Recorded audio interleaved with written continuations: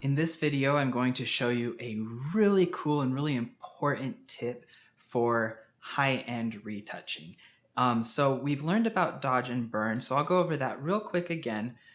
If I select my Gibson layer, I can go to the dodge tool. This will lighten anything that I click, right? Oh, I can't adjust this directly because it's a smart layer. So let's go within the smart object, go to Gibson copy. We'll show how this works in here. So if I click here, I can lighten up areas where I'm clicking, and that's what the dodge tool does. Now you see how it's not affecting the layer above. We'll talk about how you can fix that in a minute. So I can target my midtones, shadows, or highlights. This is what area or what tonal value I want to lighten. So if I target my shadows, it'll really focus on lightening all the shadows in my picture. If I target the highlights, it'll lighten the highlights. So let's go ahead and undo all of that because I'm going to show you a way better way to do this. So we don't have to be within the smart object. If I want to make adjustments here, let's make sure I saved this. So if I want to add a dodge and burn effect, but I don't want to have to go within my smart object, or I don't want to destructively edit my layer at all, what I can do is I'll add a new layer above the area I want to affect, and I can then go ahead and fill that layer with 50% gray. So another way of doing this is I could go here and go to 50% gray. I don't know the actual, I think it's FE or 7E. I'm not exactly sure. So I could fill my layer with 50% gray, or I could click here. When I click on new layer, Alt and click, and then I get this new layer box.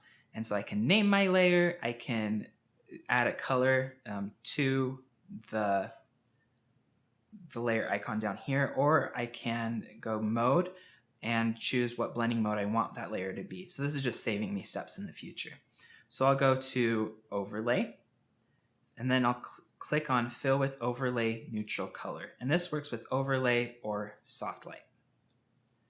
So I'll go to overlay because it's a little stronger. And now you can see that this layer has been filled with 50% gray.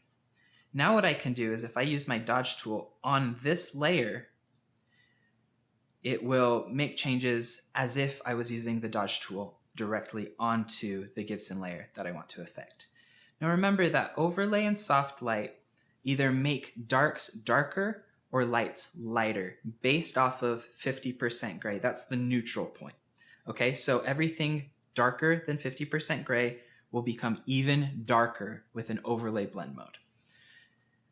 And same for 50% or lighter. So right now, if I turn off and on this 50% gray layer, there are absolutely no changes to my composition, even though this is a layer at full opacity. If I change the blend mode of this layer to normal, you would see that it's just filled with complete gray. So if I go to overlay, absolutely no change whether it's on or off because it's a completely neutral color. Now what I'll do is I'll go ahead and make some adjustments on here. So let's say I wanted to lighten up my eyes. Because we're working on gray, I'll go to midtones. I'll bring the exposure down significantly, and then I'll bring my brush size down, and I'll just click here a few times to lighten up my eyes. This is another thing where it's really easy to go overboard, like I'm doing right now. So I'm lightening up my eyes. There you go. It's as if I just added a dodge effect onto the layer, but I didn't. I affected the layer above it. So now I can turn that layer on and off. And you can see that I have non-destructively made an edit to the Gibson layer by adding a layer above it and using an overlay blend mode. If I switch this blend mode back to normal, you can see that I've lightened up these areas here, and this is what the actual layer looks like. And go back to overlay, and I will add a few more adjustments like this. So I'll go back to the dodge tool, lighten up the lips here.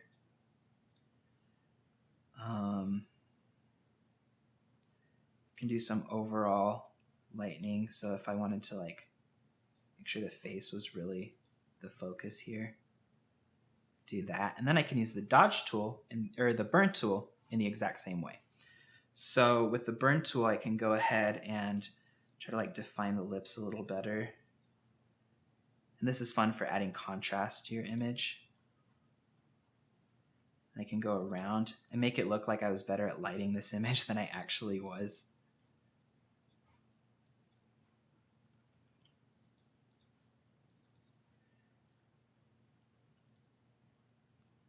I can add sort of vignette this way as well. Okay, and now let's turn on and off this entire dodge and burn layer. You can see the changes that I've made. So dodging and burning can be really useful for defining features.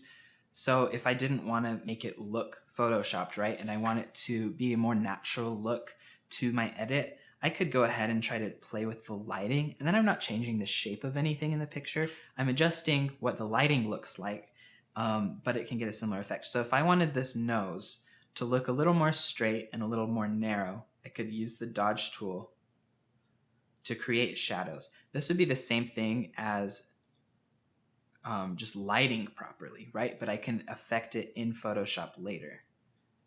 So if I had these shadows, I'll do it more dramatically so it's really obvious. And then turn that on and off. You can see the changes to the nose specifically right there. It's almost like I'm painting on makeup onto myself, right?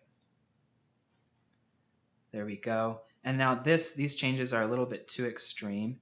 So what I'll do is after I'm done making these changes, I'll change it to a soft light blend mode. You can darken the eyebrows as well, make them a little more defined. You can even do this to give yourself like cheekbones. So if I like darken down here, again, it's just like makeup. Okay, and now this is too much, so I'll go to a soft light blend mode because that's just a little bit weaker. Turn it on and off and you can see the changes I've made now to my image. It's added a lot of contrast, it's really defined it, and obviously in this whole project we're going extreme with all of these adjustments, but in a real life situation, if you're working with a real client, you'd want to be a little more subtle with these changes. And now if I change this to a normal blend mode, you can see this creepy looking face that I have right here. These are the adjustments I've made. Let's go back to soft light. And there we go. That's how you can dodge and burn non-destructively in Photoshop.